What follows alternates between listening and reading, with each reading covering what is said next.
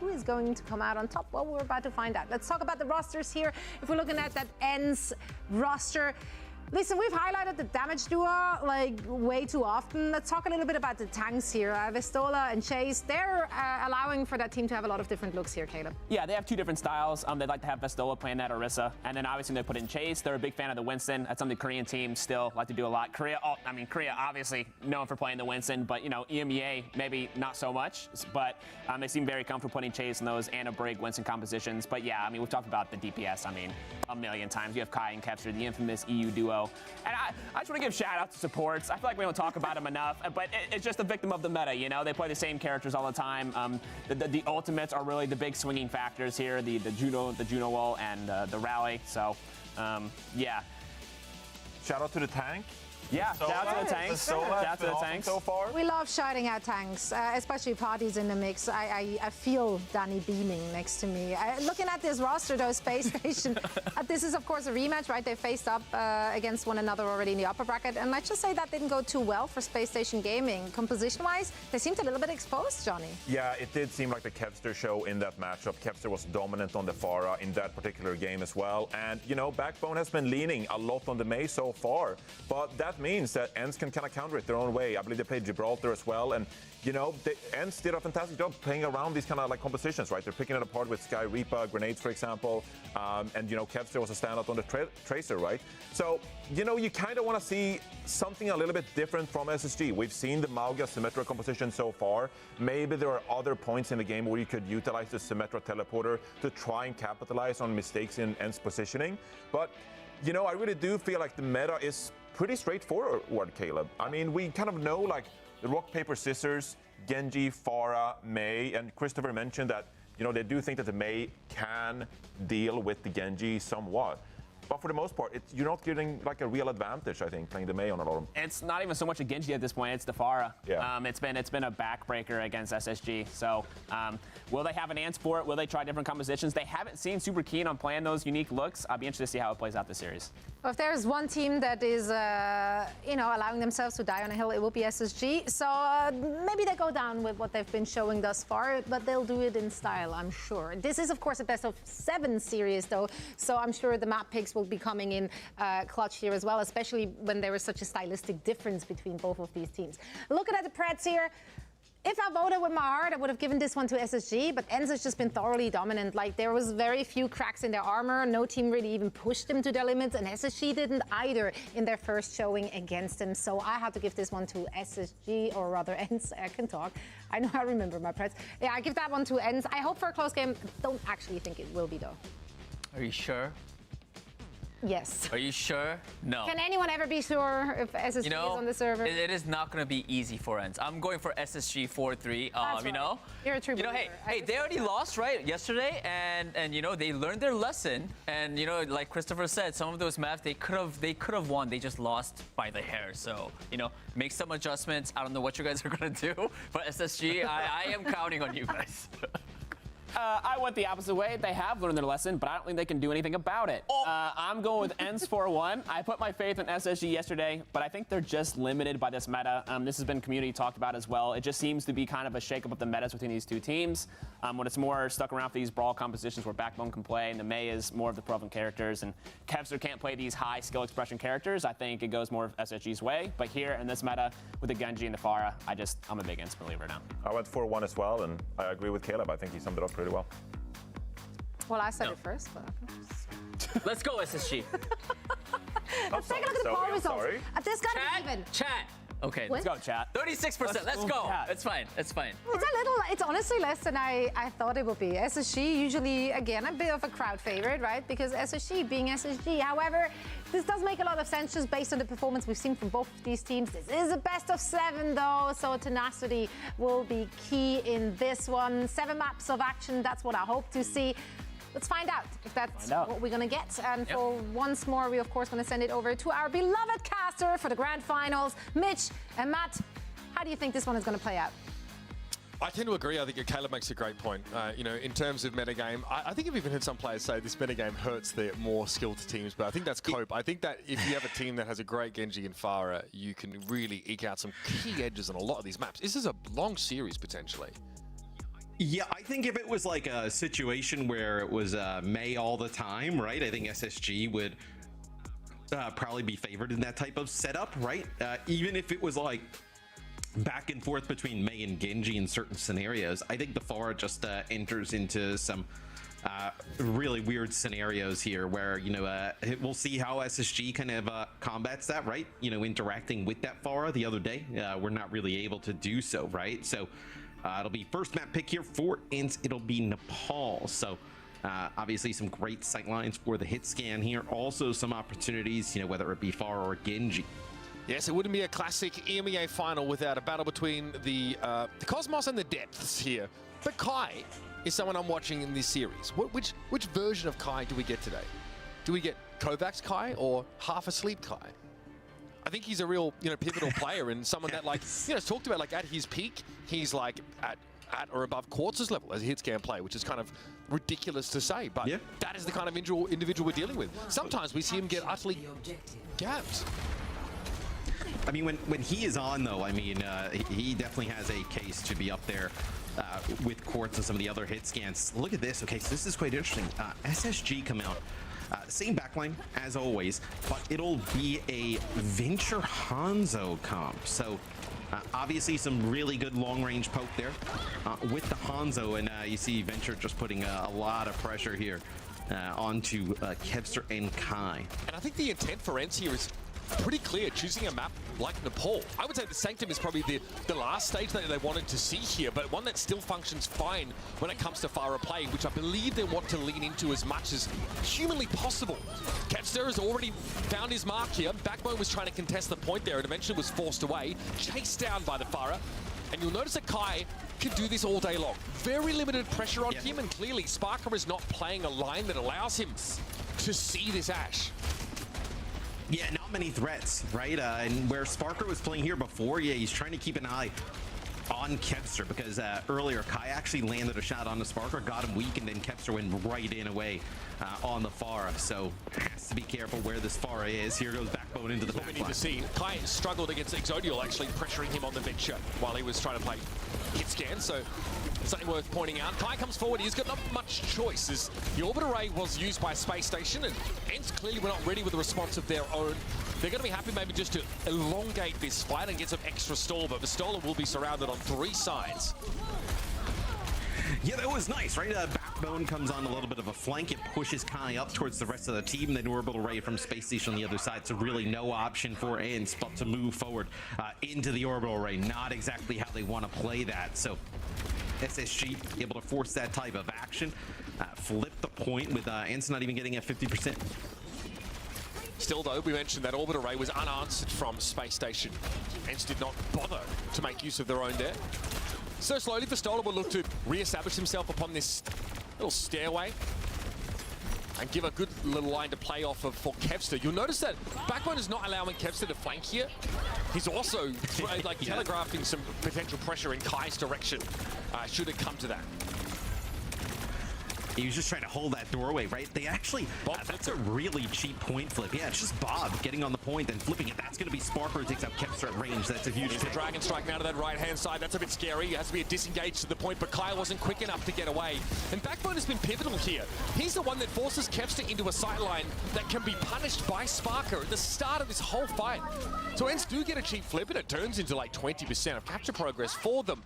But when the rubber hits the road, they are found lacking. Yeah, much different look here from SSG than we saw the other day, and it's definitely paying off. I think definitely confusing ENCE a little bit, right? Playing, I know, a Hanzo with a Venture, something we don't really see a lot of teams do, is Kevster very cautious, trying to come outside of this doorway here. Does have the barrage. You see the Sonic Arrow. It's going to give a lot of info here to Backbone and Co. And that's a fast kill. Because this map has a roof on it, that means Backbone really can do a lot of work against this Pharah play. Can just emerge upwards, get in range of the Pharah and really blow them up, even with some melee damage. And you see just how hard it is to kill Backbone when Landon is there getting Inspire procs off. Yeah, Venture just has a lot of survivability, right? When able to kind of get the shielding constantly by landing some abilities. Very difficult to take out. So Backbone comfortable playing on his own off on the side. It's been a good round for Space Station here. They've really made up a lot of ground. Look at ENCE constantly turning around, trying to deal with that annoying Venture presence. It's Backbone. Are they ready for this one? Emerging into the back line, it was a shield bash backwards for Kellex to try and shut Backbone down, but the rest of ENCE had to go forward here. Orbital Ray was built up by Funny Astro. And Sky did not have one available yet again. Kevster needs to move to the point, but there's really not much to do without Vistola here. I think Space Station to wrap this one up. Yeah, it's going to be difficult, I think, for ENCE here to flip it. It looks like they have, I know, one player go down to contest the point, but that's going to be a Dragon separating players off. They get the kill on the Kellex and Kevster, and that secures round number 1 there for SSG. So we'll see if this is something that they can kind of play consistently. I know whether it's just something they have kind of cooked up here for Nepal, but really good look thus far. It's worth pointing out that seeding is very, very important heading into Stockholm. The last thing you want to do is have to face, you know, a Falcons in round 1. And obviously the circuit points on the line for winning here in stage 4 are quite significant. They really get ramped up as the year has gone by. So Space Station would really love to do what they can to give themselves a better seeding heading into the main event. They really would like to ease into things a little bit more. Regardless, we're going to go to Shrine here. A map that probably was maybe more suited to ENCE's playstyle. The Genji of Pharah are both very valid here. The Genji more so, as you'll almost always see Cassidy from other teams to counter that. You have Kai once more. Big dynamite connection off the rip. I mean, that's why, you know, the Ashe is so good. I mean, look at this. Kai already almost near 50% to his ultimate. The points 10 seconds from even being unlocked. I mean, the amount of value you get out of the dynamite in terms of heal pressure and damage is crazy. Kevster also was just getting very free shuriken connection at mid-range there. By Kai, yeah, being halfway to ultimate is pretty astounding. And that's, you know, something that they were looking for, I think, on Sanctum. But once Kai lost that foothold and when Backbone started to really, you know, push that flank, it was very problematic. Another big dynamite. Look at this Ashe ult charge. Yeah, I mean, everybody kind of rolling together as a death ball, right? Kevster gives a good idea of where they're coming from, just kind of checking down there, and it's a big dynamite right away from Kai. He's going to have a bob when everybody else is at 50% of their ult.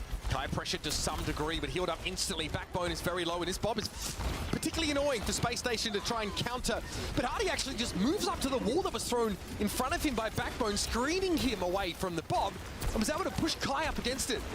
Sky here, never coming back to solid ground after that.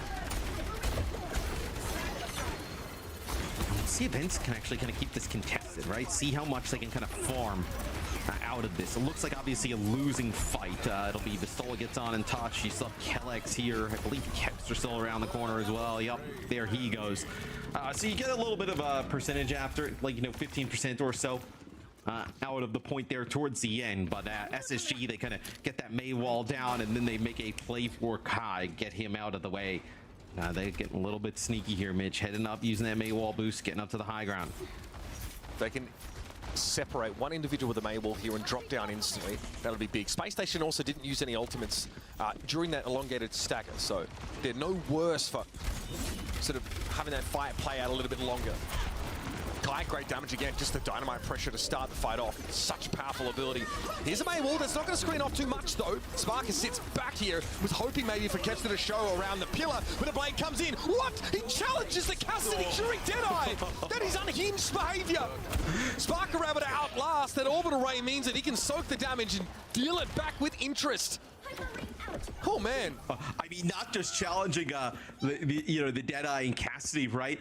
That is an orbital ray and a rally going there. So I mean, really difficult to be able to potentially get that kill. As ENCE now gonna go over. Okay, for a second I thought they're gonna play Lucio, but it's just get a little speed on everybody after, you know, the rally use, so you're not losing any ultimate there. Getting out of spawn is interesting that they moved away from the Pharah. You know, Genji obviously pretty good in a lot of situations, but I feel like against Space Station, what they really had the advantage was with that just kind of like poke damage with that Pharah over time. I feel like Space Station is totally okay with seeing this Genji. You'll get it if we get Village though, 100%. Hardy brought down there. You just respect the Cassidy presence from Sparker. What a huge pick there for ENCE, getting that Orisa first and foremost, and an attempted little wraparound there by Sparker yields very little. So ENCE are able to stop Space Station from taking the map away from the butt. There's a bit of a climb from here on out. Yeah, just one more fight for SSG to be able to take this, right? They have a fight here that they can probably take, maybe try and get some ultimates out of ENCE, and then they would have a final fight. So you probably have 2 fights left here.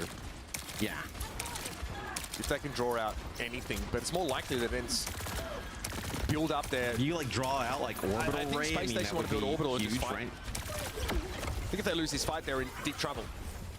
Both teams are going to have that ray. Sparker steps up straight away. Vistola wants to push up. Wall there. Doesn't want to split anyone off. Kevster, though. Okay, having to dash through this now. Perfect combo with the Terror Surge. The Deadeye there for Sparker gets very little. Vistola might be frozen, but there's nothing really that can be done by Spacestation to halt this. And yeah, they only had one fight in the end. And they had to go for it. ENCE equalize here on Nepal. We're headed to Village. Yeah, they play to get that orbital ray like you were mentioning, and then they just kind of play for that one last fight as opposed to maybe going a little bit faster, taking a fight, and then coming back in a faster fight there towards the end. So you get that final fight. Let's see, though. This is a point where May has traditionally been really good, but also you can kind of like lock them into the point, right, and poke down with that Pharah if ENCE wants to, or potentially stay with this Genji. At least right now, Kevster still holding on to this Genji pick. Okay, I do wonder if Hardy will commit to this Ramatra play. It could be, there's a couple cases, I think they want to play fast, so maybe. Pharah has to like drop a little low to contest and shoot the point sometimes. Vortex can actually just drag her to the ground. That's a really corner case situation, but we might actually see it play out here. It also pulls Pharah from that little high perch, if I'm not mistaken, so keep an eye out for that. It'll be hard to spot. Yeah, Sparker takes a lot of damage actually early on there, trying to actually get out of that choke, and you see just the players just, yeah, I mean, just the amount of damage you can just put down in those chokes, really difficult to kind of keep sustained. As soon as Kevster knows there's like the support's weak in the corner, he just uses that dash, gets around it, puts a few rockets down. Both supports go away, and now I've changes here for SSG is okay. So this is what they did the other day, right? Where they go to the Baptiste with the Juno. So like Christopher mentioned, felt like they had an opportunity the other day. I think they definitely did, right? You know, looking at that series, you know, it wasn't like you got to kind of delete everything you had planned, right? It's maybe just play some of these situations a little bit differently. You're right in that series, so we'll see how much they learn from the other day. Landon here wants to take an off angle, which is not exactly common. A concussive blast could have been at him there and then. Obviously, it's only Hardy that he can reliably heal, but that is his job. Immortality field for Hardy to, you know, subsist through this poke damage and then ideally put pressure down on the Pharah with your relatively long-range hit scan damage. Kai's already down. Good start here for SSG. Wall was thrown up, but still ENCE will be able to break in and stop any early cap. Wouldn't want that to happen prematurely. Sharpshooter is Sparker, though. No pressure on him. Yeah, that's huge. I mean, if you can help him out with that Pharah, give him space, right? He can start to land those dynamites as well that we see Kai connect with quite often. Come up with some big plays. That is a must-needed point flip there for SSG. And also now they'll be able to set up at the high ground, right? With this Amp Matrix, potentially get some good use out of it. Eyes on Kai here. No great dynamite angles. In fact, he himself is pretty susceptible if he walks out this way to being walled off. Vistola instead is the one that actually gets the wall. Ooh. And it works perfectly. I mean, Amp Matrix too. Yeah, just another upside of having a look through that. Here. You give up the rally for it, but there's no one that actually really needs to be stunned by that sort of Brig Bash, so... Yeah, and I mean, the immortality field you're pretty happy with as well, right? It's not like that's just a throwaway ability, right? I know Amp Matrix, really it's just for, Landon and Sparker. I mean, I guess, others can contribute into it, right? But they're probably not playing around it. Wall. Nice May wall there. Forces you to break a lot of it. Vistola just didn't take a lot of damage, though. That's the reality. Here's the bomb inside the Blizzard. Frozen stiff there, of course. The Terror Surge used by Hardy. That extra durability helps, but it might not go far enough for him here. Kaido wants to take another angle. I think that wall is actually frustrating him. Lennon's immortality field keeps him alive through that Terror Surge here, and the Baptiste, little change here on this composition makes Spacestation look good. We knew they'd be good in brawl scenarios, but they've handled the Pharah well enough that Kevster's had to switch. Yeah, now Vistola's going to make a change over to the Diva here as well. So this tells you they probably want to put a lot of pressure on that back line, right? The Brig not there to help, the Juno in that type of situation as Landon now makes the change, right? So now going to ditch that Baptiste, but it was clear that this change is to put pressure on that back line, but now that they see the Brig, not as easy. ENCE do have another chance to fight here before the map goes away from them. Kevster will try and pull someone to point. He's really hoping to make it easier for Pistola, I think, just to control that space by pulling a damage dealer out of the way. Hardy, though, is the one that's going to go in. Pistola very, very low there, stunned up briefly. Landon back on the Brig here, no surprise, of course, responding to Kevster's switch with alacrity. And Sparker again, there's no pressure on the guy. SSG, a pretty confident, all things considered, take here on the pool. That village round, even against the Vara, looked great once they had some map control. Yeah, they make all the right adjustments there. Christopher talked about how they felt confident, even after the loss the other day. They look very confident here in map number 1, making the necessary changes. The bob there from Sparker, they try and actually knock it off course there, but it still ends up on the point. It's impossible for Kev to go in there and contest it on the Genji. The D.Va's on the opposite side of the map, trying to put pressure on the Juno, and you don't get either, and it's a really good map 1 win there for SSG. And we've seen a few teams make that Baptiste switch, but they were more so the teams that kind of wanted to play Baptiste in the first place. Like Ghost, for example, on SRP check. They were more than happy to make that switch to try and combat the Pharah. It's something that SSG sort of were a little reluctant to, I think, but Landon is a pretty incredible Baptiste player and has a lot of experience in that role. Can bring it in here. It looked great. I thought the venture play was very good. I really do feel like SSG were taking notes from Piece of Cake in the way that they played against ENCE and how they really tried to neutralize Kai. There are so many teachable moments over the course of this main event that SSG have been paying attention to. These little adjustments aren't so little when you think about just how many elements of their game they've started to tailor here in order to cause as much trouble as possible to ENCE. Yeah, and Sparker really started to heat up there towards the end. We were talking about it. Needed to obviously play better for SSG to handle ENCE, and he does show up in a big way. Nothing surprising here, right? With that, Pharah, you're obviously going to end up having some more damage in the mix, and that's where that extra damage comes from for ENCE, but everything else really dominated there by SSG. Yeah, SSG's healing numbers look pretty good. The Baptiste makes some difference there, but honestly, most of the map we saw with a pretty standard Juno Brig composition. Very solid for SSG. However, these control maps often look like red herrings when we compare teams to one another. Look at NRG Shock, who struggle to win these in general. The game changes very much once we start to see some of these ENCE picks make their way into the pool. I think the other day when we casted it was a 3-1 as well, right? Where I believe ENCE lost map 1, right? They lost the Legion Tower, I believe, and then they just turn around and they always pick Suravasa. So that almost is guaranteed to be the next map in the pool because they just feel like they feel a lot more confident there. We also recall that this is a map that quite a few teams that are really confident in their Ashe play. They feel like they can play the mirror well and they like to involve the Genji. Can go here pretty confidently. I still think the Mei is good though. I do think that SSG, I hope that they do stick to that style that they've been going for, putting Sparker on, a number of impactful hit scan DPS. I really do think it could be their day. It could be their game. There's no map here. I feel like they're horribly disadvantaged. I do think our confidence in the SSG Watchpoint Gibraltar pick has probably been shaken a little bit because I do think they're trying to really stretch themselves to have a good comp, a good look on that map. But when someone like KSA can come in and play that D.Va, I feel like you do have great options. It's a deep roster for SSG, so they're going to have a plan, you better believe, for Suravasa. Yeah, and like you mentioned, Suravasa is the go-to here for ENCE for that second map. I also think it's interesting, does SSG have anything else planned, right? Do they have anything else they've kind of been cooking up? Do we see them play a little bit more Baptiste, right? Coming into this map, maybe that's kind of a little bit of an answer, put a little bit more pressure onto that far. I think if they do play the BAP, I think you'll see them go to the Genji though, right? That's where I think they play the Genji and something like the D.Va. Yeah, I mean, and that will also have Leonard to switch, and play sort of Brig again if there's a BAP switch. You go play How the much Brig, do you think right? the coachless team is cooking up as well? I mean, that's something that we don't sort of talk about much, the impact of coaches, but, you have a team with Christopher and a team with no coach at all there. I do feel like that does favor a squad like SSG. Yeah, I mean, obviously you have another person in the room for SSG who's, well accomplished. You can put together some different strategies you could try out, whatnot, where on the other side for ENCE, right, it's just kind of going off of. I mean, honestly, a lot of the times though, like metas probably spawn off of. You saw somebody else do something in scrims, you copy it, maybe you change it a little bit, right? And then all of a sudden now this kind of becomes your thing, where you know, as long as you're still staying responsible in terms of your scrim time for ENCE, you're probably seeing a lot of different looks.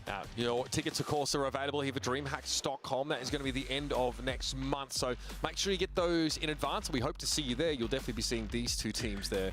You coached it. It's a while away, but you know, the time it's moving pretty quick. I mean, I feel like we just started stage 1 like a few days ago. Now we're over. That is true. I guess. Yeah, it's been a pretty quick year, all things considered. 4 stages, of course, of OWCS play. We've seen different teams rise and fall, right? This in EMEA, it was really Twisted Minds that looked so dominant at the start of the year, and then we started to see things shift a bit. It was SSG and then ENCE, and ENCE have really feel like they've maintained an era of dominance that's longer than any of their cohorts here, but that might be brought to a halt today if SSG can maintain this level of momentum. You've coached teams in the past. Do you think they would have performed as well without a coach? Different game, but still. I mean, I think, look, I think players obviously are extremely talented. I think there were a lot of times where I view coaching, you know, I'm not going to tell the players how to play. It's much more of like being that decider in the room of like, hey, you know, disagreements between players in terms of what we can do. You know, you kind of look at you know, VODs and everything else, what everybody else do, and you kind of, you know, you're that neutral voice in the room, right? Because the worst thing that can happen is when people start to have differentiating opinions, and then they take those personally, right? A lot of times that happens. So to have just a neutral voice in the room that's able to, you know, separate those types of things, I think is really important, especially you know, when you have you know, maybe more so in COD, right? You know, a lot of bigger personalities. Yeah, I would say that like if you've ever spoken to the ENCE guys are pretty chill. Yes. I don't think those guys are like going at each other, right? I would say that, like, you know, trying to get spice from these guys is like trying to get blood from a stone, and we have tried. We tried in you know, over at DreamHack in Dallas to sort of get a little bit of banter going, but they're generally pretty low key, and they don't seem to get, you know, they don't seem to get rattled by too much. This team is, yeah, very, very even key. Yeah, I've seen some, you know, a little bit surprising here. I've seen some pretty heated COD arguments. You know, might be a bit of a shocker, but yeah, probably a little bit of a different team environment. Yes, I mean, these guys channel their passion into the gameplay, I think, more than anything else. That's the one thing I would say about this ENCE squad. Spacestation like to keep it pretty low key as well, in fairness. You know, you got Hardy, of course, sort of shepherding everyone, and Christopher making sure our lid is kept on everything. But here we go now, all eyes to the game. We're headed to, obviously, our central point on Suravasa. This is an ENCE pick, and it's one that they've had pretty good success on here. However, these two teams feel a little bit more closely matched today for some reason. Yeah, opportunity here for the Genji to control some of the high ground, right? As Vestola gets really aggressive, and you see that's where the Genji can pay off, right? You know, putting down some damage on the Sparker, you're able to just get right on top of that Ash and take him out of the equation. Despite this, SSG do start with point control. That's probably owing to that May wall they're able to put up there and have them sort of shield it off. And finding Sky here is pretty big. They have no reason to give this up. They definitely should contest it. But ENCE make the right call in focusing Landon down at the beginning of the engagement. So there's a flip midway through, and now a potential stagger for Spacestation to suffer. So you see how aggressive ENCE can play with this Orisa in the mix, right? And Vestola can just get into the other team's backline, like Spear's been fortified, so difficult to take out. And then Kevster there on the Genji. With those two applying that much pressure, that opens up so much for Kai. Right, just landing those dynamites, and you see the Genji getting that high ground control right away. Stoller also in playing Orisa and not Chase today. Something worth bearing in mind, as there was a little bit more of a rotation between the two of them in the past. Plenty of series to play though. There goes Kev, pushes in. Immediate deflect now as the rallies are being used. It's going to be a layering of support ultimates here for Spacestation. Sky doesn't have an orbital ray here, but if ENCE can survive this first foray, they can have a huge advantage behind the bomb as well to contest this point. They're at 73% and counting, by the way. Blizzard here to dissuade anyone playing around that orbital ray, and it does work. It works really well, in fact. Yeah, that type of works really well, right? They kind of catch Kellex. He doesn't have a bash to kind of get out of that blizzard. Is Vestola now caught here in harm's way. It'll be a blade in the back line, We're going for it. Kev Kevster trying to end the flashpoint here with a blade, but can't find any kills off of it. Sparker does go down to the Terra Surge of Vistola, though, and ENCE still in control of the point. It's Backbone at least able to bring the Orisa down, but Funny Astro eventually was felled. Hardy here just trying to maintain position on the point, and with Backbone flanking him, it's definitely a chance. 2 versus 1 here, but Hardy is scary, and he takes Kellex down, meaning Sky has to turn tail and run. It definitely got scary there for a bit, right? Because Kai ends up coming up with 2, both supports alive there for ENCE as well. You just could not dislodge Hadi from the point. Just too difficult to take down that Orisa. Once they get rid of Kai with both supports there, just not enough damage, not able to do so. I mean, 1 Orisa is worth 2 of any other role, so you sort of see there. So Hardy staying alive and Vistola going down so early in the fight. You can see the kind of disparity it can cause. So 1 fight in this now. It's going to be the bomb thrown to the point here, straight through. Wall as well coming up here. Vistola's got nowhere to go. Kellex is low, and the Dynamites from Sparker are really going to mount this pressure. Hardy does not have to extend any further than this. I can't believe they went for the Blizzard as well. Spacestation committing, investing in a 1 flashpoint, and they'll get what they came for. I mean, they end up going for that because Sky actually ends up using the orbital ray there. So they end up kind of throwing the Blizzard in as well, because why not? I mean, SSG, they get that first flashpoint, and they have both support ultimates going into the next one. Set up in a fantastic position to get this second flashpoint as well. That is the main difference there for Space Station. That initial wall thrown up, it split ENCE in half. Yeah. You could see Vistola's character just trying to back up constantly, and then obviously not able to back up anymore. Knew he was in a lot of trouble. And that strategy is almost as valid here. That small doorway does mean you can get around if there's a wall thrown in, but it's pretty inconvenient, and it's quite the choke to funnel yourself into. So Vistola here just wants to hold court for a time, but he's very low and he's going to have to give it up. Wall was behind him. I think that's half the issue. So again, good pressure generated by Space Station off of Backbone's May walls here. Bob, though, will start the contest, but the May wall here means that Space Station can sort of, match this without having to take that Bob damage. They want to push off of it now. It's Funny Astro with an orbital rain again. Landon going to throw the rally in. Space Station value this fight so highly. They want to throw both support ultimates at it, but Kellex has a rally of his own. Here comes the blade for Kevster now, and I'm pretty sure Kellex is aware he needs to shut this down, but it's a lot to ask for. Solid Genji play here, and eventually there's no escape for Landon.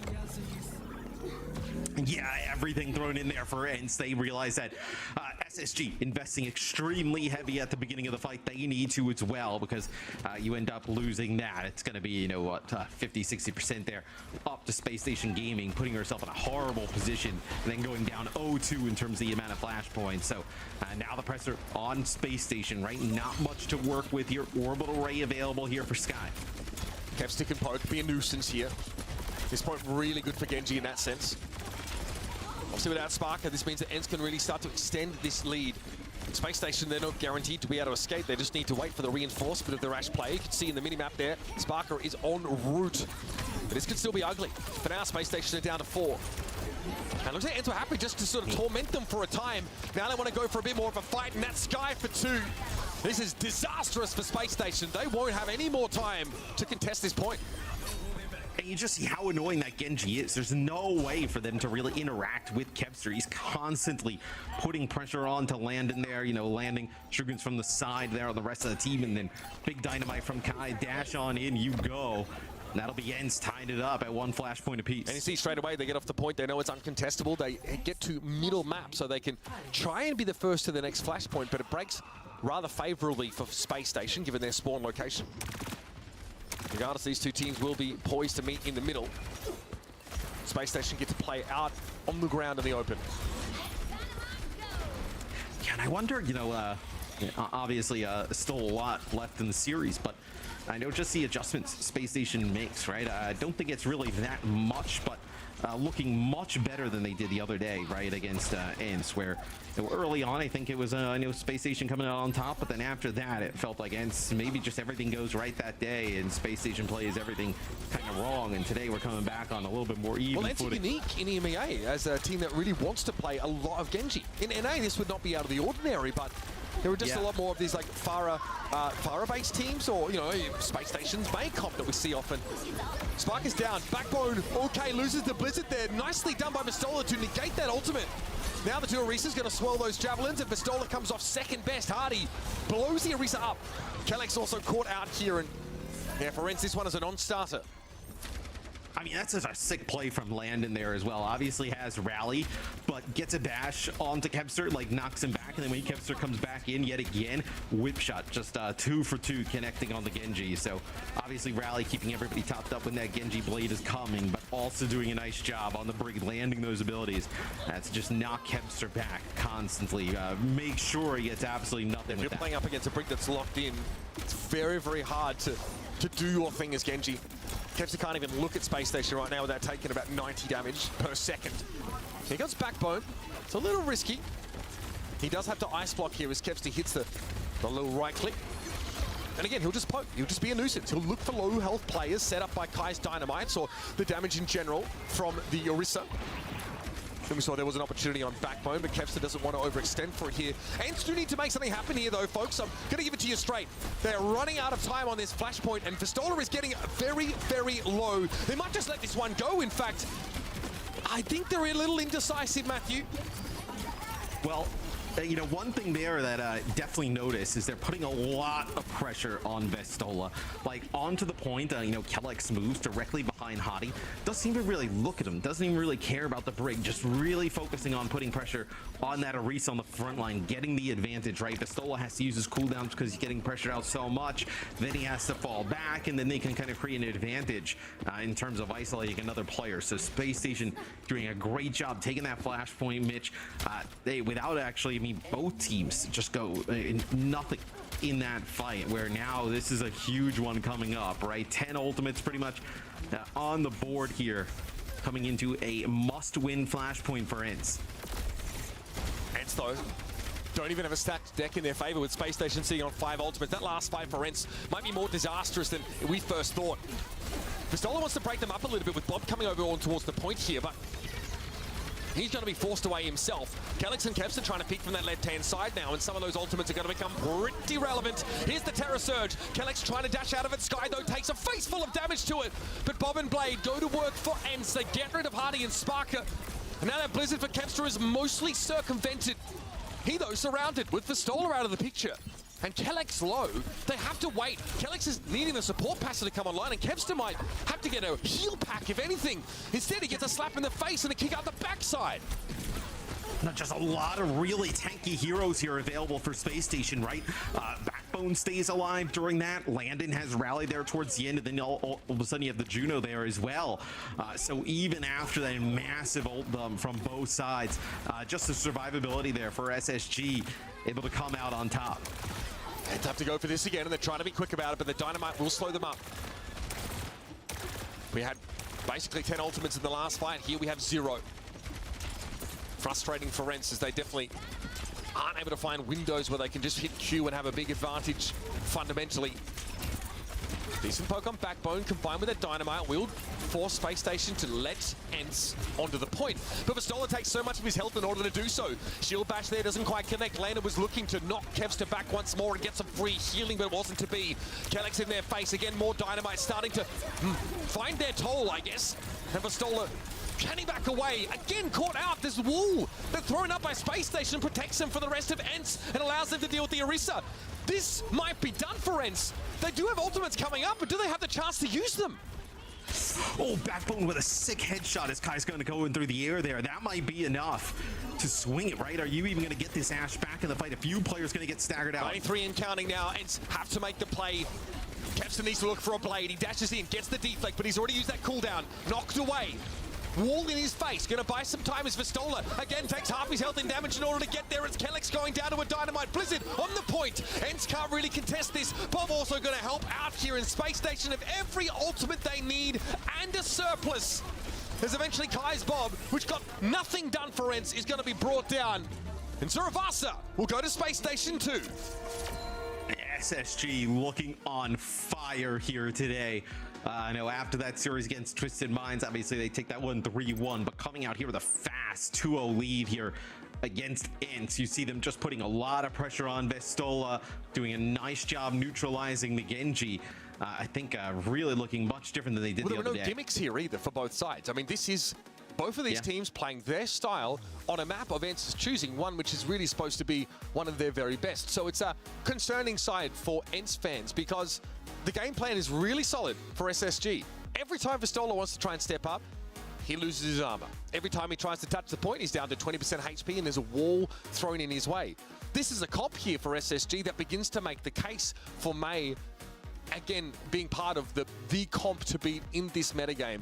It is so punishing for ENCE. And frankly, they haven't had like any huge first picks. They're not really playing like a bona fide poke composition. I suppose you can call it that if like Kevster is playing mid-range and throwing shurikens. Kai is finding good dynamite value at times, but not nearly the way that we have seen in the past from this team. You know, by putting a lot of damage down onto Vistola really early on in some of these fights, right, and getting his cooldowns out, he can't kind of be that, bull that kind of goes into the backline with Kevster, right? I know you don't have the fortify, you don't have spear spin. There's no way to like really close the gap. That if you put a lot of damage down onto Vistola and force him, back or to use his cooldowns and then split him off with a Mei wall, right? The Genji's kind of always in like wait and see mode, right? Where like I know early in this first fight, you actually saw Kevster get off to a really good start, right? And putting together some stuff there with Vistola, but after that, there was none of it. I think it's been talked about on the desk, as Caleb said. I think this metagame is one that allows Kevster to demonstrate the highest amount of skill expression across the Pharah and the Genji. But as good as he is, he's being constantly marked by Landon. You mentioned the shield bash whip shot combo just to knock Kevster back and make him virtually useless in these fights. And this was a fine engagement, right? There's a blade kill for Kevster, but you still have to play this against the Brig, right? There's no way Landon is going to make it easy for you and play Baptiste. You have to be on the Pharah for that. So whichever hero Kevster wants to play, be it the Pharah or Genji, it's honestly Landon that could just switch to counter it. Like, okay, I have an answer that probably is going to keep our team in the lead in terms of just overall advantage and the power of our composition here. And that's not to say anything about just how the individuals on Spacestation have been playing, which has been fantastic. And if you just end up trading tanks, right, with Hadi and Vistola going out, especially on maps where you're playing over control points or flash points, right, you're just going to be at a severe disadvantage, right? The Mei can block off the sightline of the Ashe. The Mei has just great survivability on the point, so you're in a great spot in those types of situations as well. Who now is going to take the morale of ENCE and raise it up? They're going to have to look somewhere amongst each other here for the push that they need, some momentum. Is it a swap at tank? We're picking another map that should suit the Pharah, so I think Runasapi, I think maps like King's Row, right? If we don't have Flashpoint available to us anymore. Geez, I mean, I don't know if you're gonna. Yeah, I'm not really sure if there's like a really good straight up escort map that kind of suits you, just because they are so open by definition. Would you play Gibraltar in the sense that obviously kind of what SSG is going to do, but they also don't really, like, we've seen them not really want to play Sparker on like the long range hit scan, right? Like, doesn't really want to play Kai on Widow either. Not really. I mean, yeah, I guess. I mean, I don't think he wants to do that. I think he wants to play Ashe primarily here. So you can. I mean, that would mean you're also playing against like the comp from SSG that doesn't really allow you to get value from that setup, because it's like Tracer Reaper with the Diva setup. Or of course you can have like a longer range hit scan for Sparker, but I don't love it. I mean, if I think about like maps that play to ENCE's strengths, it has to be like Runasapi and King's Row, I think. They're the last two. We saw them play some Midtown the other day as well, right? So, okay, so it will be King's Row. Like so, Junkertown, like you mentioned, anyway.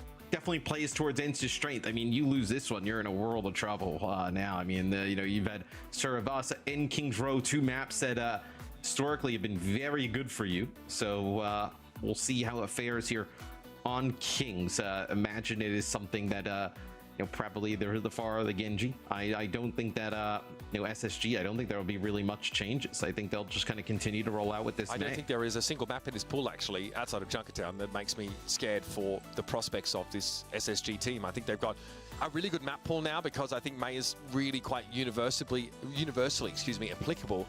ENCE do need to play Pharah. I think that is their ticket out of this game, but it's by no means a sure thing. It's not guaranteed. It can be answered, even if SSG don't directly move to counter it. They can obviously, there's some wriggle room in terms of what they pick in their support line. Have like a Baptiste Juno look and you know, be pretty frightening when it comes to Amp Matrix and also give even more infrastructure to your Orisa, like Immortality Field, Regen Burst for like a nice little bit of burst healing, which is harder and harder to come by in Overwatch right now. I think this is going to be very, very scary for ENCE. They must crush SSG on this map. I think that's what they need to really build some momentum, because nothing's going their way right now. I definitely think that the Pharah is the better path for ENCE. I don't exactly know if the kind of Genji is going to be what kind of pans out for them in the end. I think that the Pharah definitely up against that Mei is something that is going to be a bit better for them, and probably see some more success. Is Spacestation going to play that Mei? Nothing all too surprising here. And it's obviously going to make some changes once the spawn doors open. I do think like a scary thing for this comp to play against is like a Widow out of spawn from the attackers. You know, Kevster obviously is not going to stick on this most likely, but we've seen crazier things before. Pharah for Kevster, Kai on the Ashe. This is very much ENCE's bread and butter, and it had better be the answer. Yeah, you don't win with this, then you don't really see that many paths to victory, right? So now it'll be kind of a Space Station's response, right? How do they end up wanting to play against this? Is Kevster just trying to put some damage down on that high ground, make it very difficult for Sparker to hold those positions. You see he's already dropped down. It is working in that sense. Kai, though, is still getting poked down to some degree as they try and advance. That Mei wall has stuck Vistola in position there. He actually was unable to move, but also hard to see, so Space Station could just blow up the Orisa, and the Juno healing will get him there. And we try it again. Vistola wants to pull in. Here's another annoying wall. You just have to let this happen, really. Oh, he's actually, like, you can see his feet here. Yeah, so he's actually just getting shot by Backbone. Those Mei walls, like, you know, not obviously placed horizontal, like, just kind of straight through those chokes. I mean, they're so annoying. I mean, look at this. Vistola, you can see his legs yet again. They've got to deal with Kevster, though. That is a little bit concerning. They've allowed him to get in, so elsewhere, Sparker needs to generate some advantage. Vistola's finally broken through, folks. ENCE taking their sweet time. Oh my goodness, that is filth. Backbone rounds the corner, pins Sky to the masonry, but Kevster gets in there and at least makes it a 1-for-1, and elsewhere Spark is down. So Space Station definitely running out of options here. Two supports in Orisa. They could stall, but instead they look to give it up. Yes, it's you're going to have to give this up if you're SSG. And the one thing as well, you know, remember how we were talking about in the previous map, right? They were doing a great job just putting a lot of damage down on Vistola early. You're going to lose that tank damage battle, right? When you have now, when it's like Genji versus Mei, it's like pretty even. I mean, really, with the way that Backbone connects to those right clicks, it's probably even slightly even favored towards the Mei. But now that you have the Pharah in the mix, I mean, that is an ENCE advantage, right? Where, you know, the Pharah can just poke that Reinhardt, the Hottie Orisa down at range, and there's nothing you can do about it. Definitely feels like it's an edge here. ENCE push Vistola right to the corner already because they don't want to allow Space Station to set up on a straightaway to benefit their Ashe. So the wall comes down, but yeah, the card is close enough that Space Station don't feel like they can move in and capitalize. No Mei wall available for this for Backbone, so this Bob is going to get to do his work and force a complete scatter here for Space Station. Hardy has to ult there just to stay alive. Brutal. Yeah, he's getting some protection there from Landon. It'll be a blizzard that follows up the orbital ray. Okay, stays inside Ice Block for just long enough. Vistola going to pop out of that Terror Surge now. Bob also helping a lot in that corner. Funny Astro going for the orbital ray, but here's Kevster from the backside.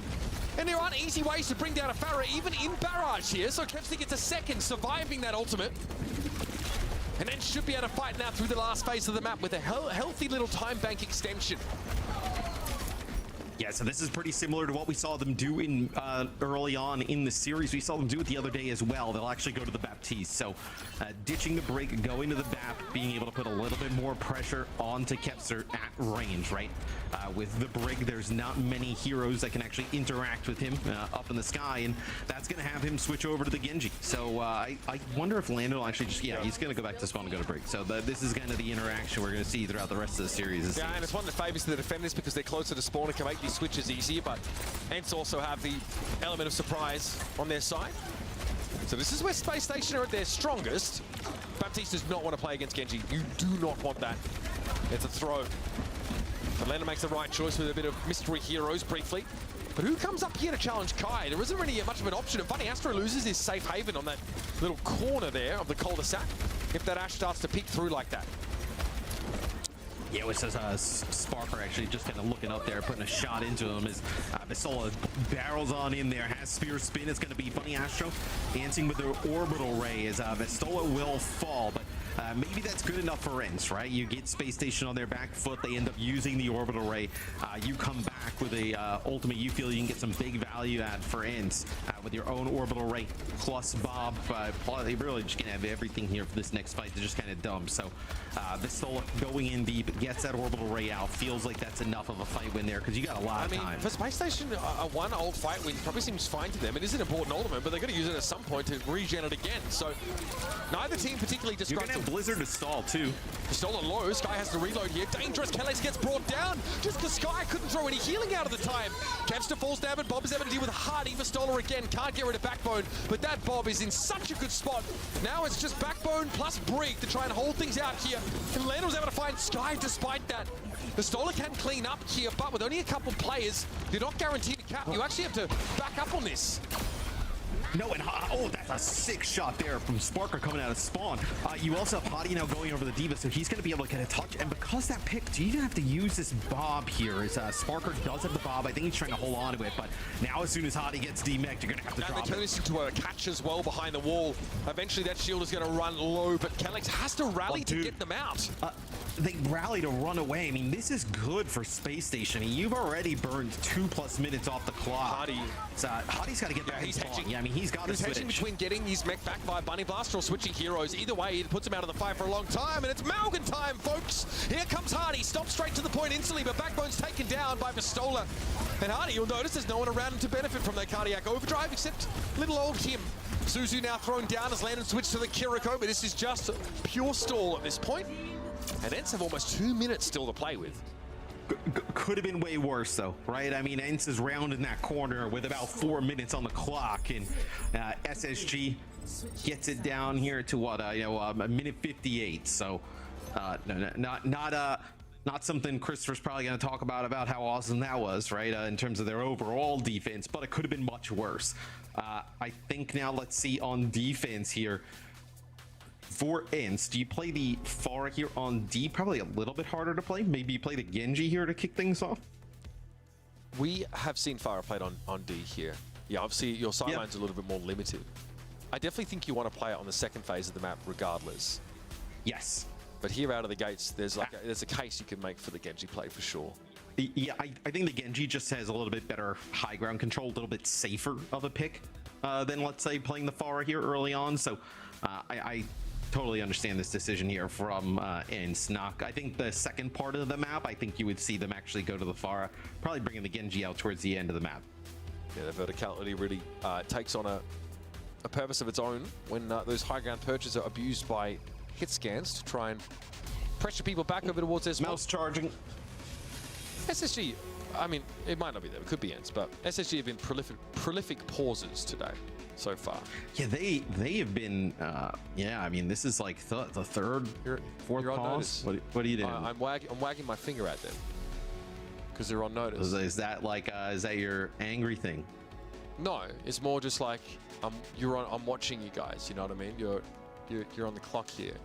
This is an important game. I mean, we are going to wait and find out what the reason for the... It is the finals. This is a very important game. Thank you. Yeah. I mean, I appreciate they're taking the time. They will, of course, get a bit of a break here after map 3 as well. So chances for players to, take bio breaks, make sure they're all settled in. I think that ENCE benefit from this in a big way because they've done well here to build some momentum on King's Row, and turning into extra innings if we get to it with 2 minutes in the time bank feels very, very good. I think that's just overall an extremely solid completion time. But having lost that second map of the series, that means they do need to win. They do need to win SSG map picks at some point here, and they've had their chance already to throw out the arenas that they feel best on. So that's a little frightening. And you also see them playing a lot of Genji early on in the series. This is really the first thing we saw them commit to the Pharah for a lot of their offense, and it looked great, right? So you see Space Station actually Landon hovering over the Baptiste, probably thinks it's going to be Pharah on defense. I imagine he goes to Brig when he sees it's the Genji. It costs him probably just kind of telling him, breaking me down just builds me up. So, no Pharah. Now Spacestation know the comp that ENCE are playing with. Babco can obviously cross this divide with a May wall. And wants to set everybody up to use that bridge. You can just jump now. So, Backbone set up here with Hardy. Stoller obviously stands in their way, and there's off-angle poke coming in from Kevster on the low ground. Who's getting as good as he gives it? you are such a finest deliver. He is a troll. Okay, Backbone knocked to the low ground here. Not the worst thing because he falls back to a mega room. But I wonder where Hardy is. That's kind of my question. He might be contested. Oh no! They've caught for Stoller. There he goes. He can't contest right now, Matt. He's stuck here for the whole duration. And he's going to lose all his armor as well. He's going to lose all his armor. Are they going to get a tick? It looks like Kevster jumped down. Yeah, okay, so they got a tick out of this. And look at this. This Maywall's got him like locked in the corner now as well. But he's got to break 2 panels of it to get out. Oh my God, Backbone. And he can go up and do it again. He is trying to basically make the high ground non-viable for ENCE to play from. But they've dropped low anyway. Here's Kai with the off angle. The dynamite comes in as the orbit array sends ENCE barreling forward towards Space Station, and a clean fight is won. Yeah, I mean, you know, the amount of damage they put down on Pistola obviously allows Sky to build up towards that orbital array rather quickly, just farming the reset up on the high ground. And fortunate there for ENCE, they only actually give up 1 tick, right? Kevster able to do a decent job there, keeping it contested for periods of time. Space Station, I guess they're already priced into a more of a slower game here with the May, but how? So much damage? How does Pistola just die like that? It's one of the most durable heroes in the whole game, and straight away ENCE say, oh, we are playing back into the choke now. We might even just give this up now that you've gotten a tick. Yep, we're out of here. I mean, Backbone, compared to a lot of the other Mays we watch, is able to just find so many kills at range, you know, with the icicles, right? Just has a great sense of where to aim, like with that projectile, and always seems to be able to come up with some huge picks. That's funny, Astro.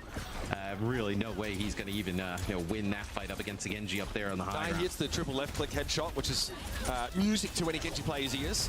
Very easy kill for Kevster to take, and now ENCE have moved up to try and populate the choke and send Kevster in with the blade to the backside. Pop thrown out here. Kevster trying to help just clear that. It doesn't want to be shot by it at all. Kai's pop gets cleared. Sparkers hangs around for quite some time and gives Space Station a staging ground here. ENCE have had to give a little bit of ground. Pistola, I think, had that ultimate forced out of him, and Hardy uses the ice block of Backbone to body block or to break line of sight from that Terror Surge, and he gets Kellex for free. That is a devastating little interaction there for ENCE.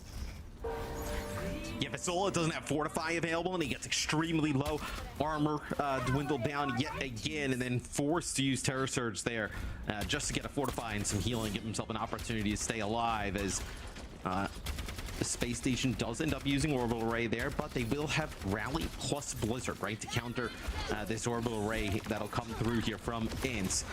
We'll see if actually you get anything with this blade, right? Landon's done a great job throughout the series neutralizing the effects of it.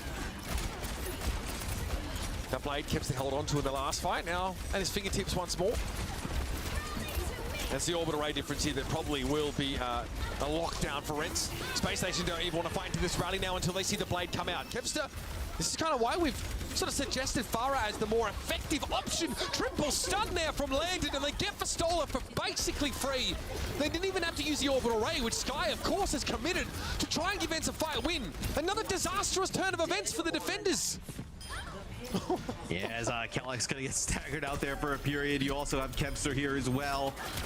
So that'll be the second checkpoint here for SSG. But it's a big stun and then a dynamite that comes through from Sparker. So you were talking a little bit about the beginning of the series, right? You know, with this you know, hit scan head-to-head matchup, you know, Kai and Sparker starting to really come alive now on the Ashe. I always said that ENCE need Kai to be a huge impact player in this series. They cannot rely on Kevster to make the difference, especially now that Landon is, you know, hero swapping just to counter the impact of the Pharah in general. Kellex gets popped up there. It's an easy finish off. Hardy gets in there.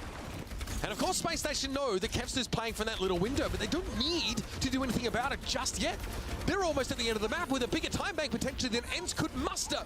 Pistola, walled off, has to get around, but they've lost Sky already. This is an utter capitulation, a collapse of empirical proportions from ENCE. Bubble stall, Pistola here. Terror Surge takes a big bunch of damage, and Hardy just shrugs it off. He does not care. Kai finds a kill, but it looks sad and lonely on that kill feed. Full of blue to the left, red to the right. And in the middle, it's Spacestation getting the card to the end of the map. Yeah, they finished with an even better time here than ENCE. So Spacestation just roll through second part of the map, clean through the ending as well. So ENCE has to be a little bit surprised, right? In the sense that they set a pretty good time. They're rolling on their offense, and their defense looked pretty poor. And I mean, look, on offense, it's that far the entire time. Defense, you're playing a lot of Genji, and you know, it ends up being a win there for SSG in terms of, as much as you know, Kevster obviously great on the Genji. It just seems that the FAR is being a little bit more impactful today. At least in, you know, situations and maps that tend to benefit there. You understand maybe why the Genji is an option. But we kind of discussed it, like maybe you can switch to Pharah for that second phase of the map on defense. For whatever reason, ENCE never really had the chance to collect themselves, right? They had 2 fights that went horribly wrong for them, back to back. It's kind of what gets us to the Foundry in the first place. So yeah, we got to run this back. ENCE, you know, we're so excited about a 2-minute time bank. Now it's doesn't look that great. And the one thing I was considering, you know, and I don't actually think you'd do it, but like, is there a world in which SSG would have played like the Baptiste on defense to kick things off, right? Just to sort like of force them. You can't like get them away, but then I feel like the Genji becomes like, would you take your chances like having to deal with the Genji with the BAP rather than the Pharah here? The Pharah does take a little bit longer to develop sometimes, right? So with 2 minutes, there's not a lot of time you need to like get off the clock, so to speak. Yeah, you're suggesting a hedge with Baptiste here, but I think like the Brig is the safer hedge overall. These walls, man. Pistola is just not having it today. He's not a fan of this. So punishing, Kai's down. All right. Spacestation are cooking these guys, man. Man. The Backbone's walls are just insane. I mean, it's just splitting off in so many different angles, so creative, using the Mei walls. So there was a player on the point there contesting for a little bit for ENCE, but they don't even get a tick, right? So Sparker kind of holds that position there with Hottie. It's just so soul-crushing to see that from Pistola. 52 seconds left on the clock. ENCE, are they going to go 0-3 down in this EMEA Grand Final? Yeah, I think even if you're a huge SSG fan, you wouldn't have had that one, right? The real start. Even Danny said it was a 4-3 for SSG. I think the takeaway is that everyone thought this game would be close. This isn't close. Well, hasn't been. Now, what does Pistola do here? Wants to try and find a way to get past Backbone, but knows if he steps up, he gets walled and crushed against the ceiling. Like a bunch of molars just masticating him before he can touch. He's going to drop down here very much alone inside the middle of that Terror Surge. Damage is acceptable here, but Pistola doesn't have the cooldowns to get out of the Blizzard. Kevster trying to save the day with the barrage here and found Funny Astrid. That is a very good pick, and now with the Bob, you can't afford to take free damage to Space Station because you have no Juno to heal it. But SSG can back up the point here for a little bit. You're going to have a rally and your own Bob to use those. So you can combo some of these ultimates and go on in. Landon takes a huge shot there, and he's able to get the rally off. Helix, that's unreal. Backbone just hits it with a right click. Pistola now going to get popped out of mech here, and I don't think ENCE get any more for their trouble. Kai's going to get run down. He's been muted for most of the game. Wow, SSG hold ENCE to 52.8. I mean, they are just clutching up today, playing on another level. I know ENCE obviously takes the series the other day.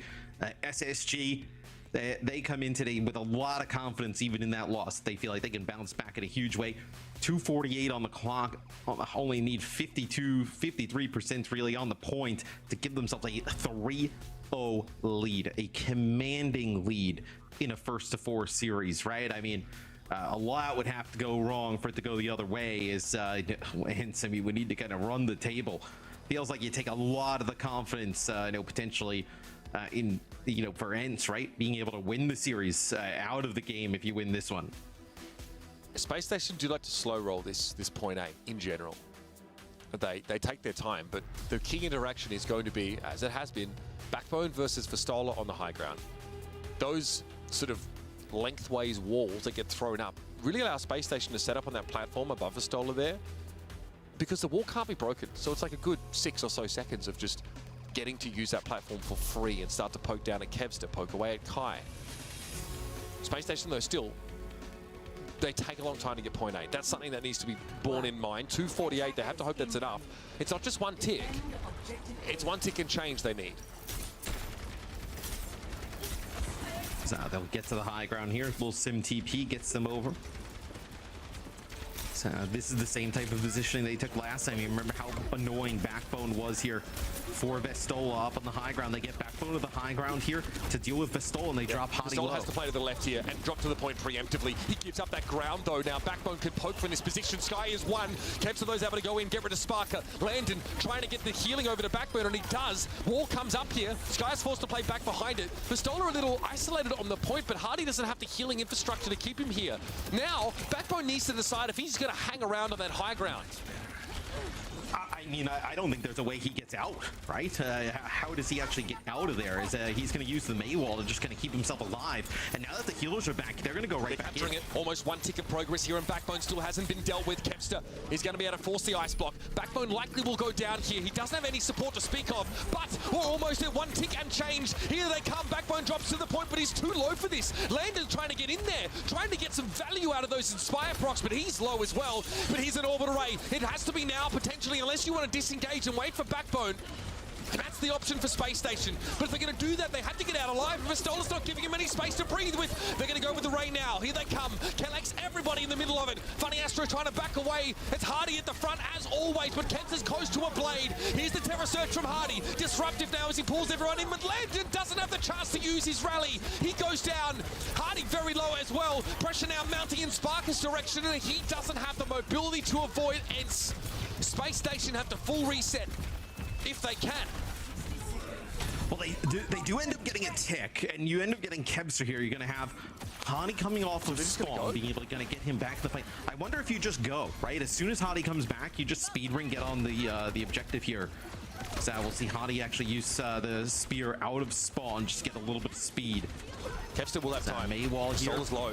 Big dynamite. Sola's big bad bomb. Over to the point. Going to be stopped in his tracks though by that Fortify now. Looked like Kai tried to throw a bomb of his own into the backside. Hard to see if that's gotten value. Sparker, his bomb doing so much work. Blitzer thrown down on the pointy for Backbone, and now Kevster's blade looks like a butter knife. Space Station take another. And ENCE are handing their maps over hand over fist. They're running out of time and options, baby. They are getting dominated here by SSG. As that's a really nice Blizzard there. Like Blizzard covers the entire point. You also have the rally going. How are you going to go in there and try and fight in that? I mean, Kevster goes in with the blade. He's getting ticks from the Blizzard. He gets stunned up. I mean, nothing you can do in that type of situation. They find Vestola yet again. You know, they use one of those Mei walls, split him off, get enough damage down on him. The Bob comes through, forces ENCE all the way back, and they can never get control of the point yet again. Plenty of that Kevster Genji. We discussed this as one of the options for ENCE. It's one of the things that really define them in this region. But it also doesn't seem to be making a difference against SSG's really robust, well-rounded composition that with Backbone and these very inventive Mei walls is giving them so many edges, so many leads. The fact that Vestola's getting forced to drop down to contest that point early, because if he gets walled back on the right on that high ground, he is legitimately stuck. Yeah, you even saw the way he was playing up in the high ground. He didn't even want to go back towards that other wall because he knew that Mei wall was going to come in. He played on the ledge the entire time. Far too strong. Absolutely busted. Don't take that from me, though. Let's hear from our experts here to break down this game. So far, it's a best of 7 or first 4 and 3-0 already. Well, Mitch, I think they might be echoing your sentiment right now. That Mei looks pretty darn good. It's working out very well for SSG, which is funny considering that in the earlier stages of this tournament, we're questioning whether that Mei look is really what's working. Well, it's working right now. ENCE is not doing a great job of working around those walls that we're seeing from Backbone here. Yeah, absolutely. It's not only the inventive walls, as Mitch said, from Backbone. It's also just the simple walls. ENCE just doesn't have an answer. They seem lost every time it goes up.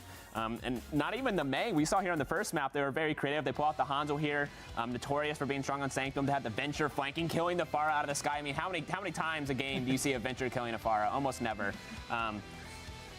So, and even some other traditional ducks, like you said with the Mei, like Pharah is very good on this map. They just didn't have answers. They pulled out the BAP. They did pull out the BAP, landed on BAP. Supplementary fire in that regard. And here on Suravasa, I mean, I want to give special credit to Landon. I think that he shut down Kevster pretty well. And if you just look at the Dragon Blades from Kevster here on Suravasa, got pretty minimal value. And, you know, that is a pretty big ultimate. I feel like Landon did a good job with the rally to shut Kevster down several times. Here's the last fight on Suravasa. Kevster has a Dragon Blade, doesn't even get the chance to use it, and so he just keeps the blade for the next map. They're really making it difficult for Kevster to shine on that Genji, which is one part of it, of course. But as you mentioned as well, the Mei backbone trolling here on King's Road, just looking for up and shooting the feet of it. But He did that like what, twice? I think? twice? It was like a handful. Three. It was like No, that specific same one, I think it was twice. That was crazy. And then there were a lot of more walls. I think in general, what I really appreciated from SSG so far was that like they really came in with a plan. Like you guys mentioned, like the first and the second map, like getting creative. Not only that, like when they really needed to pull out the Mei, like they made sure that worked. And definitely ENCE didn't have an clear answer to what they're going to counter it with. You know, they knew that like last time they faced off, I think it was the Genji that caused them a problem, but now it's not even a problem. They have all that sorted out. Yeah, it feels like in this series that Kevster's gotten the space with the Genji, but ENCE just hasn't been able to do anything with it. Kevster sits there on the side angles and he pokes and he pokes and he pokes and nothing really happens. It feels like ENCE never takes the opportunity to either have Kai go even more aggressive on an off angle or a push. It feels like ENCE never goes first. It feels like it's always SSG with those walls, walling off Vestola, forcing out the spin, forcing out the fortify, and it feels like SSG is just in complete control of this game. Yeah, I mean, generally I feel like Kai also very uncharacteristically quiet in this game. There's just not the space that we usually see being taken up from both of these DPS players from the ENCE side. We're so close, guys. What can we 36% of you guys. Danny is so bad. We're so close. Danny We're is so bad. close. One more. If Danny's on the broadcast, SSG is pulling it out. Like that's just how it goes. It's just you Do are it for the me, lucky SSG. charm. Do it for me. The lucky charm. You've been the Danny and luck Hadi? charm for like Yeah, always. Yeah, It's crazy. it's crazy. Maybe that's the But reason why they dropped into. I'm gonna be honest. I didn't know they were gonna be this dominant. I think Mitch and Matt said it. I thought it was gonna be a little bit closer, but my God, SSG is on fire right now. I also have to question ENCE's map picks. It feels like they've Yeah. taken SSG to a lot of maps. Like, yeah, sure, the Genji's good. Sure, the Pharah's good, but it's also strong Mei maps. I think King's Row, excellent Mei map. Those takes on their defense from SSG, it felt impossible for ENCE to do anything. The Pharah was good spam, but every time Vestola tried to go up there, he couldn't do anything. So I have to question the maps they pick, and I wonder if they change to a more wide open approach, maybe like an Esperanza, something where there's more space, where they can take more off angles and they can avoid the Mei walls. You I'd be know interested what? to see. Like this might be a glimpse of a result of them not having a coach currently. I mean, SSG obviously heavily coached, a lot of coach involvement, more brains better, right? Whereas ENCE, they lost their coach now, Caleb. Yeah, this is the moments where coaches really come in to shine. When it's just players, you tend to get lost. You kind of tunnel vision of what's happening. Oh, from my point of view, I see this. But when you have the coach, you can kind of see everything and kind of combine all those point of views and bring in the feedback. This is the moments when you need the coach. Even something small, like you were sitting in the green room and you were saying like, hey, ENCE, they're not doing a great job focusing the Mei walls. Small detail that does a big difference in Vestola's survivability. So that's where, you know, McGravy would be quite useful in the coaching room. But indeed, all right, we're heading to Junkertown. I'm smelling Widowmaker in the air. I can feel it. I can feel it. I can feel it. Well, this is where Kai will shine. If Kai goes quiet in this match, then it's over for ENCE, and Spacestation Gaming is taking the crown and that first seed as well. Let's see if they can close it out here as we're playing in a best-of-7 series. And for all the action, we once more going to send it over to Matt and Mitch. This is it. Last chance for ENCE to choose a map that benefits them. And they found another one. The Junkertown, of course, was the silver bullet for Twisted Minds to get them to Stockholm with Yubi in the lineup. And Space Station have a different approach, completely different. In fact, they play Ryan and Sombra here with this spawn hole. But Kai, of course, is seeing it coming. Yes, let's see, Kai. The Sonic's gonna come out and they're gonna be like, okay, so what do we got going on? Little Sombra, Does the Sonic not actually connect with it only connects to backbone, yeah. So if the Sonic arrow goes down to low ground, they don't see EMEA, and they still continue to go, but it's the Sombra here. Yeah, the Sonic obviously was at the building, not at up the high ground. So Kevster here obviously can do pretty well against the Sombra. You know, the hacks are tough for Sombra to guarantee on the Genji. On Vestola, though, not so much. Definitely a little bit hard for this Orisa to play in the front line. This might be what Space Station have been working on. They just didn't need to show against Twisted Minds. Yeah, Backbone eventually falls. Yeah, you know, though. against Twisted Minds, obviously they don't need to play this because they already have things kind of situated, it feels like, in a way. But see here, okay, it finally gets broken. I imagine we see some changes here from Spacestation. So they have just had a reluctance to play hit scan on this map, like an Ashe or a Widow. It's really been a Spark or rather Tracer or Cassidy here. They're going to want to take another close fight yet again. Get this Reinhardt in a Castle position. in a decent place for Hardy to post up on the corner. So his last best chance, I think, for the Ryan on this phase of the map. Kai under pressure. Backbone can't finish the job, though. His healing is pretty quickly going in the direction of that Ashe. Yeah. And that shield is very low for Hardy here, but they've been able to use this opportunity to find Sky. Nice. Hardy back to the card straight away. Deadeye now developed here for Sparker. Obviously, Pistola is a bit of a problem, but Hardy is just going to ignore this and go elsewhere. Sparker can't get out of the Terror Surge. It takes a lot of damage, but Kai and Kellex are down. What a pin from Hardy. And Sparker gets loose to drag Kevster down. Yeah, now Vistola's going to get staggered out here as well as... As long as Sparker survives this, there's no harm, no foul. Oh, yeah, I mean... good. No, you get him hacked. I mean, this is going to go on forever. Devious. Absolutely devious. That is a brutal scenario to be in there if you are ENCE. And they would have loved, you know, SSG would have loved if the card got to this point, right, where you can play the Reinhardt inside the building. We've seen them do that, right, where you play the Reinhardt on one side and then you can play like a, you know, in the past, like a May on the opposite side and just contest it underneath the bridge. It gets a little bit further, so they're not able to play from that position. They win another fight, though, and may end up getting back into that territory. Again, get to play on that corner is pretty good. Backbone with an EMP here.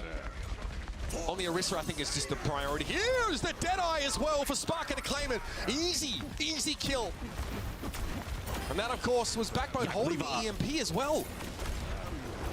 Yeah, it's actually Hadi actually gets a shatter that connects with Vistola, so he doesn't have like spear spin or anything to you know, dodge potentially that Deadeye coming on through. So that's a kill there.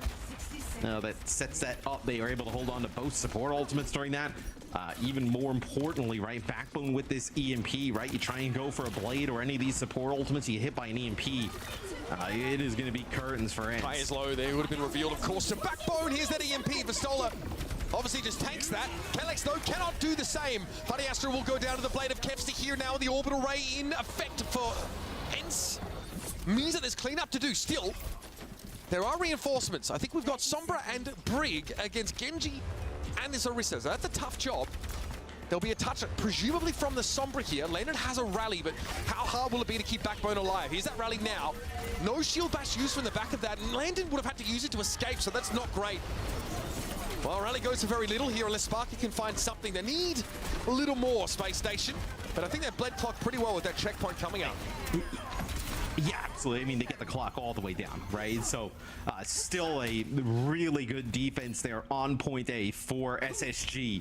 It's potentially there, right? I know if Landa doesn't have to use the dash, right, to kind of get towards the cart to keep it contested, and then has that to, you know, get out of the Terror Surge that comes through, maybe you're able to live a little bit longer. But look at this, we get the Sim here, one of Backbone's signature heroes. Sim, pretty powerful, also annoying to deal with in this part of the map. If they can deny Kai the chance to get up into that window, ENCE get slowed down drastically. We're on the lookout for happy little skulls, but Sparker is unlikely to see them. The car wash there gives a licking to ENCE as they try and come out of that mega room down there, and Sparker has a good viewing angle at least. But he's not able to clean up Kai, who now has built that bomb. Yeah, but the high ground here kind of conceded to SSG. Is Vistola trying to get up there. They're going to use the Bob as well. Sparker in a world of trouble gets knocked up. But Kai does go down, and Hardy's shield here is huge against the Bob. He will use all of it, though. Shatter, it's big. Capster and Vistola both get caught. So Hardy's able to turn around and deal with the Genji straight away. What a charge on Kellex. Chatty is back, folks. Bigger than ever as well. Vistola's going to fall here to the rally. Yet Landon pops the ultimate here. Knows he can win that fight. And this is pretty toxic even for the Genji to work into, right? The Sim, although Sim a bit squishy with obviously got the rally and then the healing of the Juno orbital ring. Very difficult and tanky to take down that Sim. the sim wall like we saw the other day, right? I believe it was like SRP check. They were able to do some really nice things, almost guaranteed fight wins with that ultimate, and SSG has it here. Yes, it is. It is degenerate. Very hard for Kevster to do anything. Although, we've got some big support ultimates coming up here. Hardy, I think, knows that he's trying to disengage, but he's not going to get out of here alive. Funny Astro hoped to save him with the orbital ray, but they'll at least get Kai. Can they convert this into something more? The sim wall is pretty big. Allows Sparker to actually dominate that high ground position, and Vistola's got to get away here. This is terrifying. Sparker onto Kellex and hindering Vistola to force them back. Yeah, and Backbone, I mean, is extremely charged up on the sim there. Oh, you can't lose the no! You lost Kevster as well.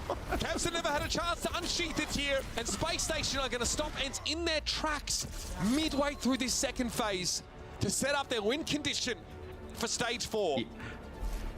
It's also a bit of a trip, right, for ENCE, because you just had watched SSG play this map, so you probably were like, okay, these are the types of things we're going to see, and you see something completely different, right? I mean, they're coming out with like Reinhardt, Sombra stuff. You got the sim back in the mix. It's a completely different look here for SSG within what, 30 minutes, right? I mean, we just saw them play this 30 minutes ago, and none of these heroes really kind of out there on the field.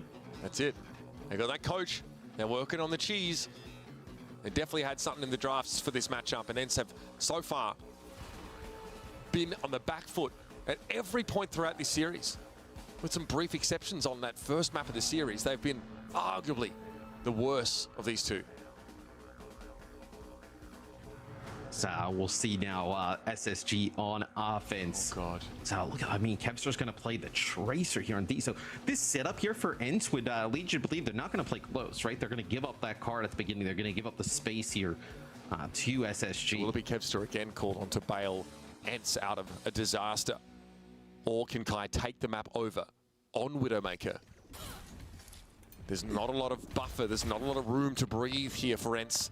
Once they lose that first checkpoint, they're in dire straits, and a Space Station walk out on a Rhine comp. It's going to be harder for this Widow to find some unprotected targets. We're on the Sombra again. Yeah.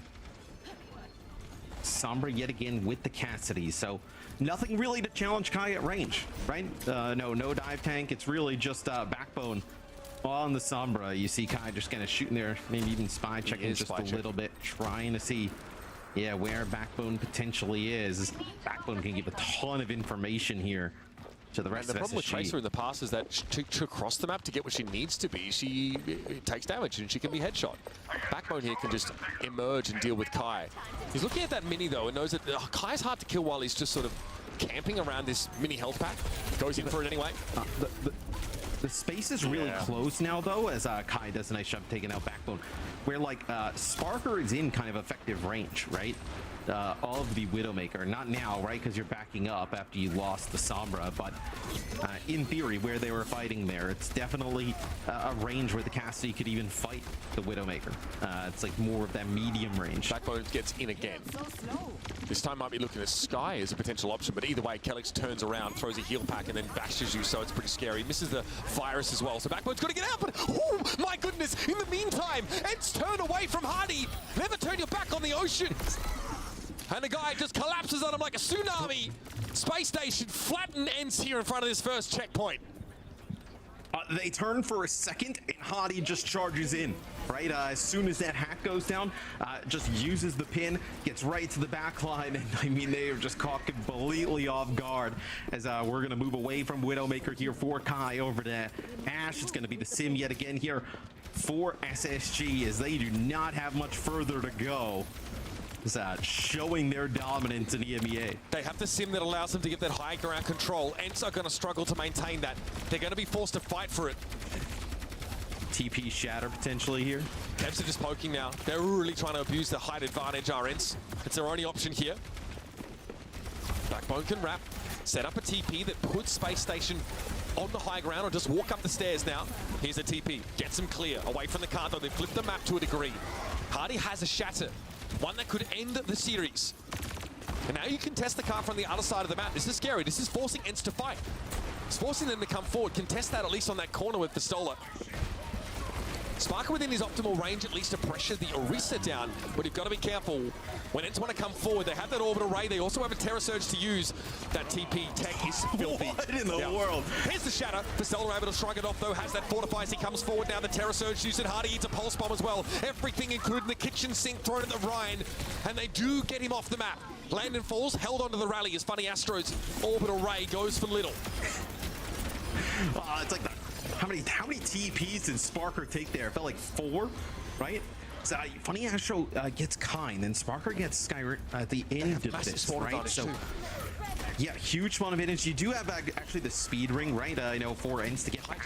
This might be a window of opportunity. Bob, as soon as he gets out of that opening, here comes Hardy, closes the gap. Landon goes in with the rally. They know they have the player advantage. They know they can roll over the top of ENCE here. The Stola's hanging on, but just barely. Landon looks for Sky. Nothing that Juno can do as they get slapped silly. Bob's going to be charged out of the way. He can no longer contest the card. It's Kempster stepping up on the Tracer, but he eats a shield bash immediately, and Backbone burns them all down. Spacestation sweep ENCE away to take our stage title here and go to Stockholm looking like the most ferocious prospect out of EMEA. Huge props to SSG, man. I mean, coming out here today, obviously we thought this would be a really competitive series like it was the other day, the one that ENCE ended up taking. But they make some adjustments, they clean some things up coming into today's match, and it's a blowout. I mean, they have an answer for absolutely everything. Some really new creative comps that they bring out in certain situations, catch ENCE off guard. And they show how dominant they can be. Had enough time to work on extra strategies, things that they could leave hidden, that didn't have to show in that Twisted Minds game, because they knew that they'd be able to take them on either way. I've got to say, the Kevster factor wasn't there. Kai also really wasn't able to stand up and give an account of himself there. Backbone's playing Sombra, and he doesn't even have to find kills. He just gets people to turn around. Hardy's able to charge on in and pin a Brig. Man, Space Station looking incredible right now. In a meta we thought was good for ENCE, they have adapted and found a way to rise above. Let's talk to our desk to wrap this up as EMEA now concludes. Domestic play is done for the year in that region, and there's much to look back on as well as look forward to. Thank you both so much. Welcome back to the desk. So here joined by Danny, by Caleb, and by Johnny. And we just got to witness an incredible, dominant performance by SSG, just like we all predicted here on the desk. Wait, whoa, no, 836%, we won. Great job, guys, we won. True believers. But quite frankly though, like obviously thinking that ENCE is going to take this one, that's not a wild prediction. Just given the meeting we had just 2 days ago, was it 2 days, 1 day ago? I don't know what is time. They literally just played against each other, and it was a dominant beatdown from ENCE. But it looks like SSG, they really came in with a different game plan today, and ENCE did not have the answers. If we're looking at Junkertown, the map to close it all out with, how iconic that we got to see those Hardy Reinhardt moments to finish it all out. Backbone on that Sombra going absolutely uncontested. And as Mitch and Matt already said, Kevster and Kai, it was quiet in their camp. Yeah, we talked about it earlier. I wanted to highlight it. It feels like a coach diff. It feels like every sort of answer that ENCE had prepared, there was already a counter answer prepared from SSG without any sort of thought. They immediately knew what they wanted to do. They knew going to Junkertown that Kai would play Widow, and they knew they wanted to play Sombra. They knew they wanted to play Ryan with the sponsor. Hey, fellas. We'll come back. We're coming back, I promise. They were just thoroughly more prepared, and it almost makes me think, like, were they saving some of these strategical bullets for the finals? Because these are not answers that we saw from the other map. I mean, totally. They totally could have saved something, because that Junkertown composition, it was really good. They peeled away from ENCE's pretty one-dimensional composition. You know, Kevster can't really clear any of those flanks, right? You're playing as a Sombra, so you're pretty much forced to push it down mid, but Hardy peels away, backline peels away beautifully as well, and Sparker finds these picks onto the backline, right, when ENCE is making that move forward, as well as Backbone on the Sombra, of course, hitting from the flank as well. Speaking of which, Backbone, our player of the match. Of course, the May plays were extremely integral in their victory. My favorite. That wall, just walling on Vestola, he just doesn't being know the what to do. Orisa in that scenario, like that's awful, absolutely awful. Vestola was tortured the entire series with those walls, and even when they weren't crazy walls, they just never seemed to break, and he was always on the wrong side of them. And also the Sombra as well at the end. I didn't expect this, but I really love this what is just mean. That was mean. I think it was just genius play. Sombra, and then they hack someone, and when they all get the attention, just everyone just rushes towards the enemy. I think that was fantastic. It was indeed. And now you already got a sneak peek at our winners into. Yeah, we're going to double down. We're going to double down. We're going to have two players joining us. It's no other than Backbone and Hardy. Gentlemen, welcome to the show. Huge congratulations on that extremely dominant performance. That's right. Oh, yeah. Oh, yeah. Yeah, flex him. Yeah, flex him, show him off. I mean, guys, this was obviously, like, a lot of people would have predicted ENCE to take this one, just given the previous match you guys just played. What adjustment do you feel are necessary to come on top in the finals? Do you want to go, Jamie? You got it. We just play better. I think we just played better today. I think the main difference were like we played better and we were way more cool, calm, and collected. Throughout the entire series, we were so calm. We were ready for everything, scouting everything, making perfect plans, and just playing better. To be honest. Yeah, I agree. I could definitely tell that you guys were very patient, on, even when like you guys were using ults as well. I do want to ask about what we were sort of talking on the desk. We saw a lot of creative, I guess, compositions from both of from SSG, like whether it was the Sombra in Junkertown or the Venture Hanzo in the first map. Was that something that you guys already had it under your belt and then you guys sort of saved it until the finals, or was this like a strategy that you guys came up with after your loss against ENCE yesterday? I mean, the Venture Hanzo we did in scrims and ENCE too, and the Junkertown we just freestyled like just now. Like we just cracked it down in like 2 minutes and just went like, yeah. They're Ryan Sombra, why not?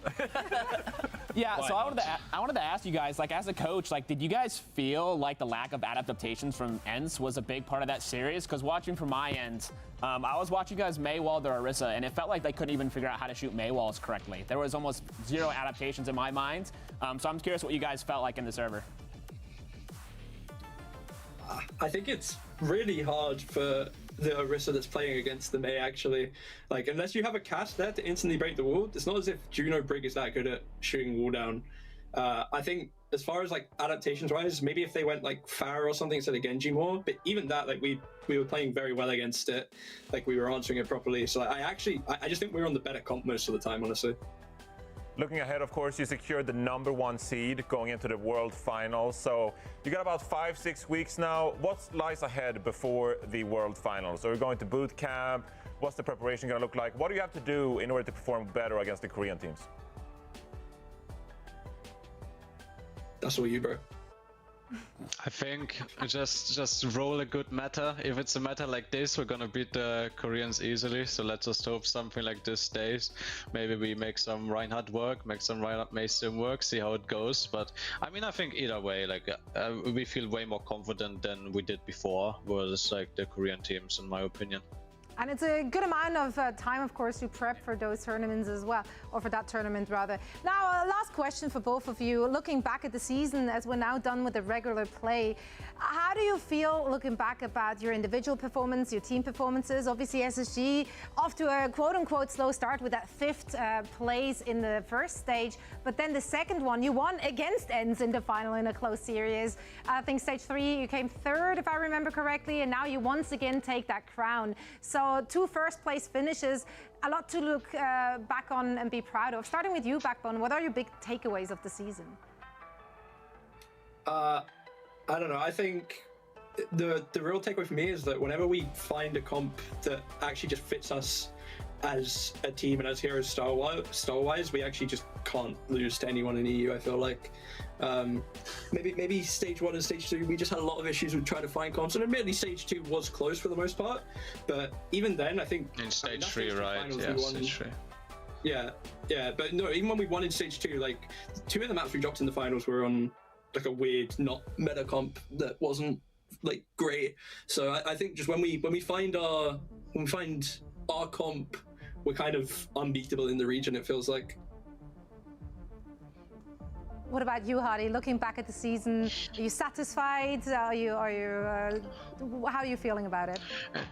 In my opinion, we had like a a slow start with like confidence and pressure in like stage 1, then we brought it back for stage 2. We had some decent momentum like in Esports World Cup, but then it kind of got robbed from us, and then the stage 3 went really bad.